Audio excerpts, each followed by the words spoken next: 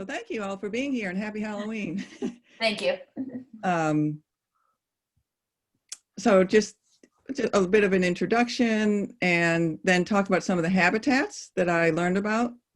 And then this is what I think you guys are interested in, this human relationship.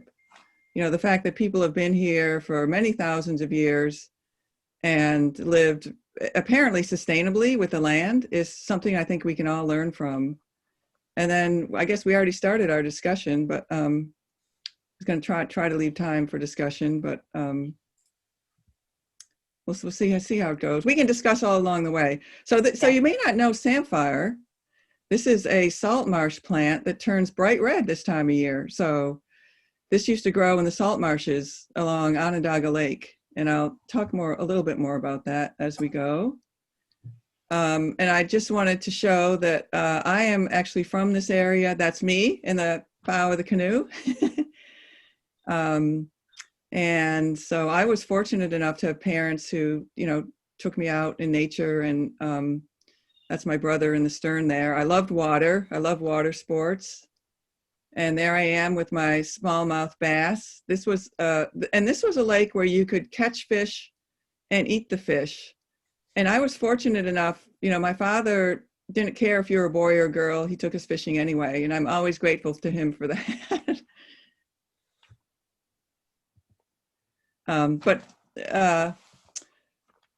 You know, back to my project. And so this is the focus of my historic habitat research is Onondaga Lake. And as you guys probably know, it is or was considered one of the most polluted lakes in the world. And as a child growing up here, I was really aware of that. And I think that's one of the reasons I actually went into the work I'm doing now, because it was clear to me that the adults, you know, there's some flawed system here. So I wanted to, you know, be part of getting things right, so to speak. And just to show you a picture of Onondaga Lake, what it looked like kind of during the heyday of pollution. These are the waste beds. If you've been to the state fair, you've probably parked on the solvay waste beds. And so there's the solvay waste piling up from this soda ash factory. And I love this newspaper clipping. I don't know if you guys can see it. 500 tons a day was going into Onondaga Lake. This is from 1897. And later it was mercury and other toxic chemicals. So it was bad. So that my question for my dissertation became, well, it wasn't always like this. So what was it like before it became such a toxic mess? And I also knew this was sacred land to the Haudenosaunee, to the Onondagas and the other members of the Confederacy. You know, what was it like 500 years ago, 1,000 years ago? And then this was just, I was sort of reflecting why this is important. So for example, for a climate change summit, you know, why would you want to even do this? Why did they invite me? And there's an interesting quotation from, these are Hawaiian native people. They have a saying, through the past is the future. You know, we look to our ancestors for wisdom to help guide us in these hard times. There could be models for the way we can live now, for practices. The other thing for me is a lot of the history I learned in school was about, you know, presidents and the Congress and kings. And, you know, we went over to Europe and talked about war and that kind of thing. Well, what about plants? What about a history of birds or fish or other organisms? So including nature in the way we think about history. Oh, I just want to say that the plant, this is also a salt marsh plant, the swamp rose mallow. It's just beautiful, huge pink flowers. So that's a nice native plant to grow if you're, you know, thinking of a native plant garden. Wow. So just to give you some examples of these habitats, I did a lot of looking at old maps and diaries and all kinds of sources to kind of put this story together. This is an old map of Onondaga Lake, and just to show you some of these habitats. These are salt springs. Remember we talked about the salt marshes around the lake, and you probably know Syracuse is nicknamed the Salt City. These were later developed into the salt industry. So this is about 1800. And you can see up here, this is the town of Salina just starting. There wasn't any downtown Syracuse. This was all a big swamp, a big cedar swamp. I guess what, so the red circles are salt springs, and then the green ones, cedar swamps. But you can start to see, this question of historic habitats, what we had here was a lot of wetlands, and then this lower right-hand corner, beech, oak, chestnut. So we call this upland forest. So not marsh or wetland. Oh, and I just want to point out for those who know about Onondaga Lake, potable springs. You could drink the water. This is so 1800. So some wetland habitats, thinking about plants that were important to the Haudenosaunee. This is a black ash swamp. So wetlands, of course, are lands that are wet, lands that are periodically flooded. They have plants that are adapted to living in these conditions. And you guys know what black ash is used for? Anybody? Baskets or canoes? Yeah, baskets, exactly. Baskets, exactly. Yeah. It's important basket making plant, and used to grow right around Onondaga Lake. Of course, the salt marshes I mentioned, they're called inland salt marshes to distinguish them from the coastal salt marshes. And they have unique vegetation that is adapted to living in salt water. Because if you think about it, like if you take your house plant and pour salt water on it, what's going to happen? Yeah, dies. Very happy. Die quickly. So they're unique species of plants that are adapted to living in the salt, including that samphire. There's also animals that live in salt marshes, like this is a native rattlesnake that used to live around Onondaga Lake. Wow. And you think about, why would a rattlesnake live in a salt marsh? I mean, I don't think they cared about the salt, but there's not much in the way of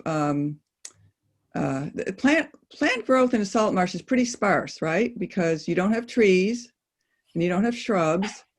So if you think of snakes needing warmth, heat, thermoregulation, to use the technical term, this is where they used to go for sun. They'd go right into these salt marshes. And we no longer have that snake, right? We do. There's a small population in the northern part of the county, and there's also a population over close to Rochester. But of course, it used to be much more common. But this is the kind of thing people, in the past, they would have just killed right away. Mm-hmm. Sadly. There's samphire again. It was collected from the salt marshes and pickled. Unfortunately, this is gone. The last population was near the Onondaga Lake Parkway, if you know where that is, and it was mowed by mistake, sadly, and so it's all gone. Oh my gosh. Cedar swamps, I mentioned, have some really beautiful plants that are rare in the state, just a couple of them here.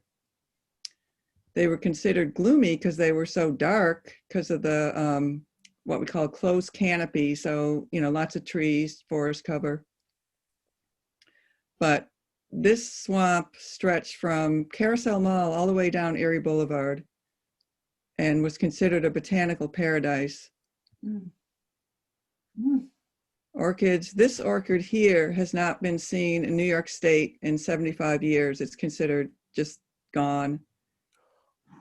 But it used to grow along what is now Erie Boulevard.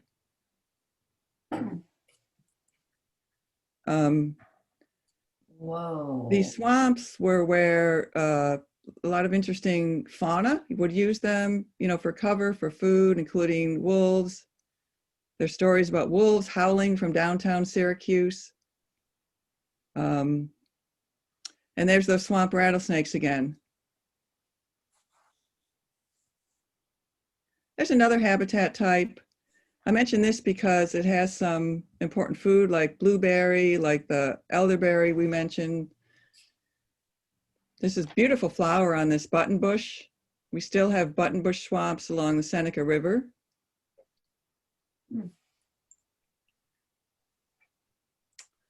And finally, this is my only example of what we're calling an upland habitat type. Those are all wetlands, because that's really where all the action is if you're talking about biodiversity. But of course, our forests, so, you know, like forests like you have at Clark Reservation or Beaver Lake with sugar maple, beech, other species. And of course, you guys all know the flower in the picture, right? Mm-hmm. Trillium, right? Trillium, very good, yeah. Unfortunately, a lot of them are getting chomped on by the deer. So there's fewer and fewer of those. And then this kind of gets into what we were talking about at the beginning, a little bit about the human relationship to these habitats. And I put together this timeline for another presentation. So, but the point, well, to start off, to orient ourselves, this is 13,000 years ago. And then all the way to the right, I have today, and I'm just going to move this. So hopefully you can see it. And if you think about it, whoops, just a second here. So I'm just going to quickly go through this. There was, so the glaciers, I don't know, Becky, if you've had earth science, but of course, when they melted, now we have, you know, the first vegetation was more like Arctic tundra, spruce fir, and then you start getting some trees, more trees, until about 6,000 years ago when we have forests very much like today. So what about people? Well, there's evidence that the first people were here a long time ago, like 12, 13,000 years ago. They were called Paleo Indians. Then about 5,000 years ago, there's much more evidence of human presence, human settlement, just because there were more species of trees, like these nut trees. Those are acorns there. And then maize, which is corn, was somewhat late. Let's see.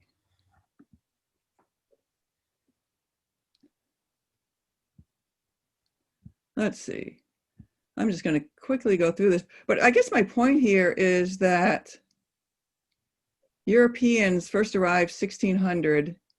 And a lot of what we talk about history is this little tiny portion right here. Like this is the Revolutionary War would have been here.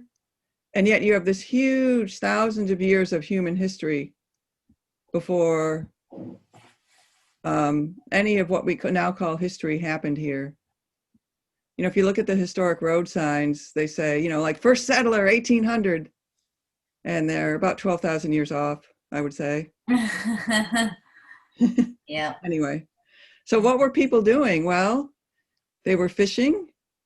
This was a major fishing area here for salmon, that's in eels. This is the Seneca River, just to orient ourselves. Onondaga Lake here. There's Baldwinsville. I don't have Hannibal on here, but anyway. Just off the river there. So this is this just off to the right of the word indigenous, that lake there. Yes. Is that lake like Neodawana? I think so, yeah. Yep. So yeah, so we'd be just up above that lake. Okay. Well, each of these red dots is where a fishing village was, and these go back thousands of years. This was one of the richest inland fisheries on the East Coast, and it's documented both from the archaeological record as well as historically. You know, there's just reports of, for example, in Phoenix, there's a record of the French going there to catch salmon, and they were able to fill 2 27-gallon barrels of salmon in like 3 hours, fishing at night with lights. And they learned this from the native people. So here's this major protein source that people had. You know, if anybody ever wonders, why were there native people in this area? Well, because you have sort of this Wegmans here. Mm-hmm. Oh yeah, so that's my fish story, the salmon. They didn't use hook and line so much. They used weirs, and I don't know if you know what a weir is, but basically it's kind of like a funnel, or it funnels the fish. So the fish are swimming upstream or downstream. And this is particularly useful when you have large numbers of fish migrating and then they get caught here at the end. You have your basket or whatever, and you could catch hundreds of fish a day using this weir. The other thing that they use nets as well, but they didn't really use hook and line so much. Eels were incredibly abundant. Sadly, eels are pretty much gone from the Lake Ontario watershed. It's a really sad story, between dams and pollution. But this was a really important food source. An eel has about 6 times the number of calories as other fish. So they would dry them and use them as winter food. It was kind of like an energy bar, very high in nutrition. But they would catch thousands this was during migration. So eels and salmon are migratory fishes, and we can get into the details of that at some point if you're interested. And then if you didn't have enough fish, there were always birds. And of course, this is not referring to the pigeons we see downtown, but you're probably familiar with the passenger pigeons. And they used to gather around the salt springs at Onondaga Lake. For some reason, birds like salt, they're attracted to salt. And the Onondagas would catch them in nets. And they could be dried and stored for future use. And to this day, Onondaga Lake is a great place for waterfowl, meaning ducks and geese. This is Christmas Day 2009. I don't know, I don't know how easy it would have been for a hunter to catch some of these because they're out in the middle of the lake, but it's another potential food source. Medicines, you heard Dr. Kimmer speak. I don't know if she talked about this, but you kind of had your pharmacy here. Every plant here has a medicinal use. Some of you may know gold thread used for infections, partridge berry used for something to do with childbirth, I think.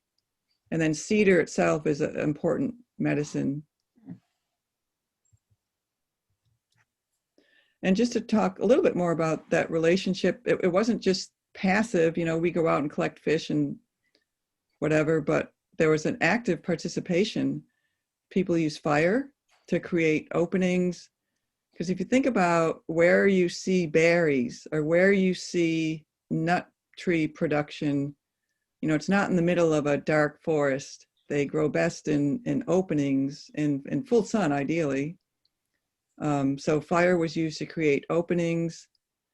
They move plants around. For example, I don't know how many of you are familiar with this pawpaw. If you know Don Leopold, it's kind of becoming what would you call it, trendy to have a pawpaw. I don't know. But it comes from further west. It's a Midwestern sort of southern plant. It's delicious if you ever get to try one, but it was probably brought here by the Onondagas. Sassafras also grew in openings. Since it was in my title, I thought I should say something about it, but important medicine. My grandmother used to collect sassafras. We're not Native American. Isn't that funny? Yeah. Well, this was actually, I think not so much from this area, but there are other parts of the country where this was cut and collected and shipped to Europe as a commodity item. They were looking for things to ship back, like, furs. And I think it was supposed to treat all manner of tea or something, I think they would. Yeah. The roots are used for tea. Yeah. Supposedly the leaves you can crush and put on wounds. They're supposed to heal wounds. I've never tried it, and we've lost some, but actually up where you are, I think, Dave, there's still a fair amount of sassafras.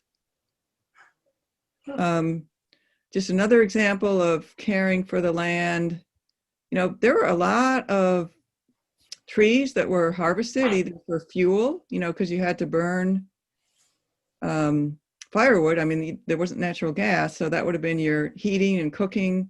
But also, this is an image of a longhouse outline this is from Howlett Hill. This is almost 400 feet long, and a single longhouse like this, so this is where people would have lived, could take hundreds of poles. So you can imagine the impact on the forest in terms of creating openings. Bark also, and I think there was a presentation on plastic. Bark was used for a lot of uses for which we today use plastic. And if you think about it, for a forest culture, bark would be an abundant, versatile material to make boats and shingles, roofing, containers. And so people were very skilled with the use of bark to make all these different items. And this is the slide I was mentioning at the beginning, and I think it's my last slide, so then we have a little time. We can, if you guys have any questions or comments, but this kind of sums up the indigenous economy. And a lot of people look at this and they say, well, that's kind of quaint, but I think it's more than quaint. I think it's actually a sustainable way of living, an economy that overlaps with the ecology. And I think they had that figured out, and they had thousands of years to get it.